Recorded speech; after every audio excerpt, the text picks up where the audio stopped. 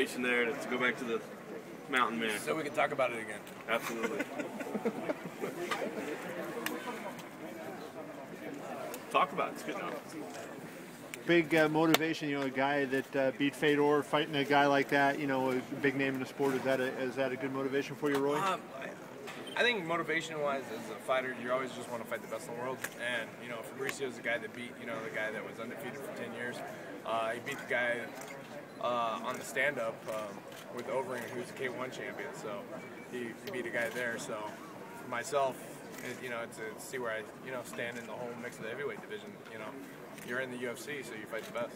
Obviously, he has great jiu-jitsu, and as do you. But the differences in terms of he has that length. And what does that make it easier to get submissions because he has the length, or is it present any problems to you? I think there's definitely you have more when you have longer limbs, you have more leverage in different spots. But it depends on the spots. The long limbs can hurt you, and then sometimes they can be a benefit. It's like it's like levering something where you're trying to lift something heavy. If you're at the end of the stick, you got more leverage. But then there's sometimes that stick won't even go in that hole because it's so long. Was this a fight that you were interested in, something that you were looking for, or how did it all come together? You know what? I was working out in the gym, and then Lorenzo came up to me and told me who I was fighting, and it was just one of those things like, oh, really? I didn't know he was coming over to the UFC, and then that's how it all mixed up. It was like a month ago. So I was like, oh, cool, whatever. Did it excite you at all? I mean, obviously knowing what he has accomplished, knowing what he has done, or it's also a little bit probably less known by most casual fans. I think most, for me, it was like, you can fight the best in the world, and he's one of the top tier guys that are that's coming over from Strikeforce. So I was like, okay, I'm game. I just want to fight the best in the world. It seems like it's kind of flying a little bit under the radar. Do you feel like, is that something maybe you've been trying to do, or do you feel like it's getting less attention than it's such a big fight, but it seems like everybody's so focused on the main event in this one? No, I think it's one of those fights that, it makes a big change in the heavyweight division, so it's actually a big, big card for fans if they know about it. But, I'm not in the promotion business, so, they got to, they're promoting one over the other. I think it's more, we're doing, this card I think is more of a boxing card than the typical normal UFC card where you're pushing all 3 or 4 guys in the top. Is that frustrating at all, or do you just understand business? I mean, what? I'm not in the promotion business. If I was, I'd be making a lot more money. Do you think right now, at this stage of your career, you're kind of at a do or die with each fight that comes up, if, in terms of aspirations for a championship shot and to be in the mix up there? Every fight's, I guess you would consider do or die, but, like, as an athlete, you have some off days, you have good days. It's not like basketball where you get 82 games to go, hey, I only won 50 of them, but I lost the other 40. Or football. It's like, I mean, that's the beauty of like having a tournament format every year. That's one thing about the Grand Prix. Is like you can have the crappiest year, and then the very next year you become a champion. Now, as far as Werdum, he is an Abu Dhabi champion. How do you see your grappling matching up with his? You know what? I've been to Abu Dhabi. I've seen the best. I've beat Abu Dhabi champions, so it's not like, oh my gosh, and it's Abu Dhabi, so I know where I stand in the mix. If I can beat a 3-time Abu Dhabi champion, I think beating a 1-time Abu Dhabi champion is not that different than beating a 3. How would you compare his jiu-jitsu to Frank Mir's? Mir's more known because I guess breaking bones and everything, but you fought Frank and you've seen Fabricio. How do they compare? I think different styles.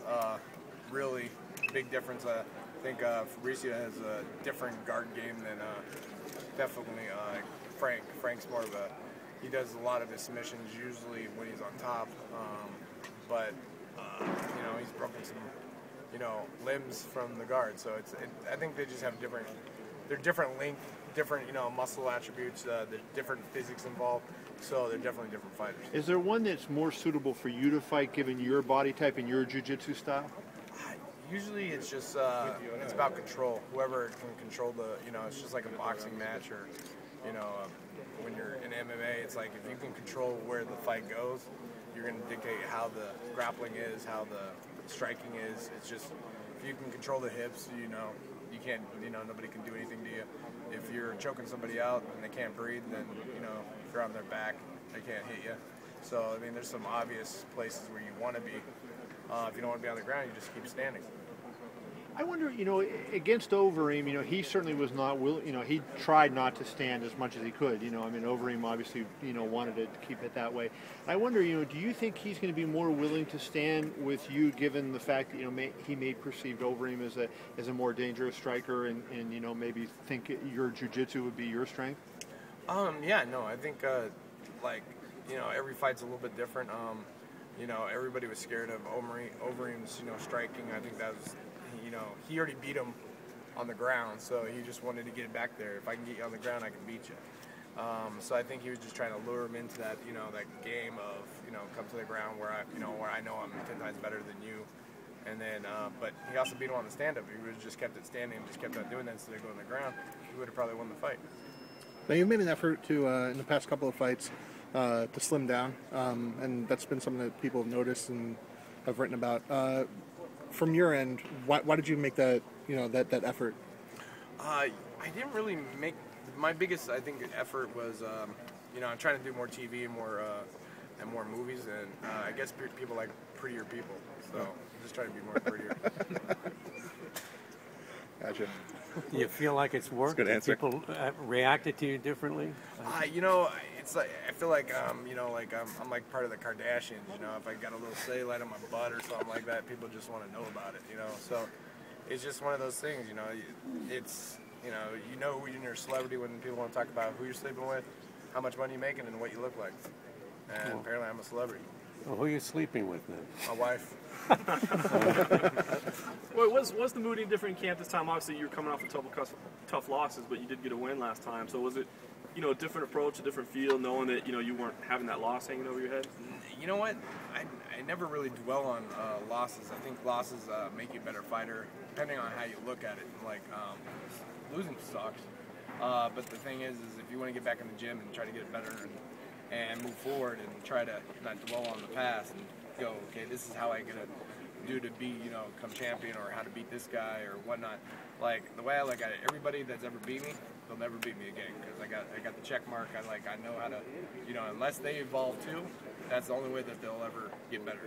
But for myself, usually a lot of guys don't evolve, and I make that adjustment. And so next time, it's like, oh, I got your number now.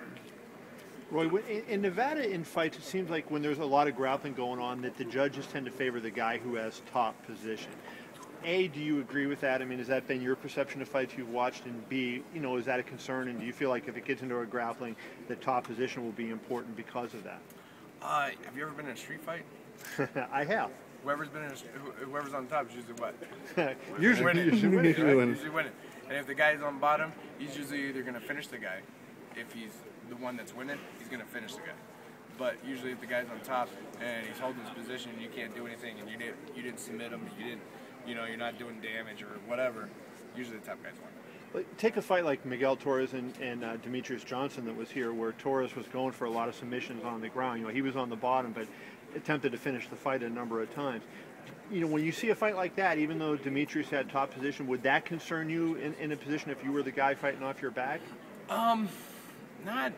It all depends, because if you know that your submission, it depends on how close the submission is. Just because you throw a submission up there doesn't mean it's close. It's just like I can go like this and go, I would have knocked you out if you would have ran into it. It's not the same. It depends on how close the submission is. If it's like a real danger, or it's just like how some people, I've seen people throw knees or kicks or even punches, and the people go, because we're supposed to be judged on effective striking, and if you get hit in the face and there's just and you're just going whatever, that's not really effective. But if you hit it once and your one punch equals 20 punches, it all depends on how you look at it. It's just like if you knock someone to the ground, it's a big difference than the guy that threw on a beautiful combo. He hasn't been very active. A lot of time off in between fights. Do you think he'll be rusty, or is that something that you take into account when you go into the fight?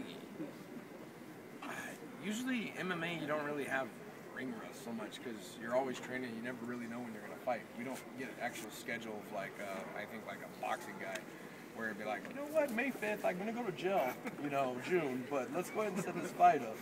And we don't really have that. It's kind of like, hey, you're fighting next week, or you're fighting in 2 months. know. So I think we're always in the gym, always, you know. It's just like who fought Maya last week? Chris Weidman. Wyman.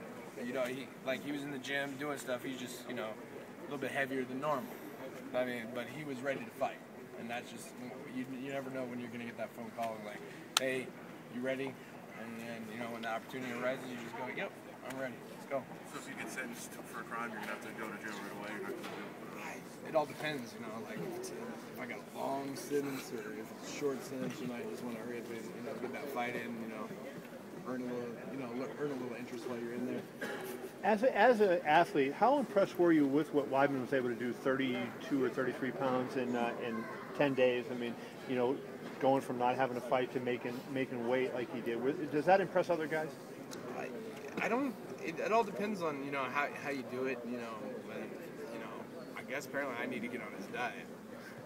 But if you can lose, that's a lot of weight. You know, so it's all one of those things that some guys can lose weight. You know, water weight or whatever it is.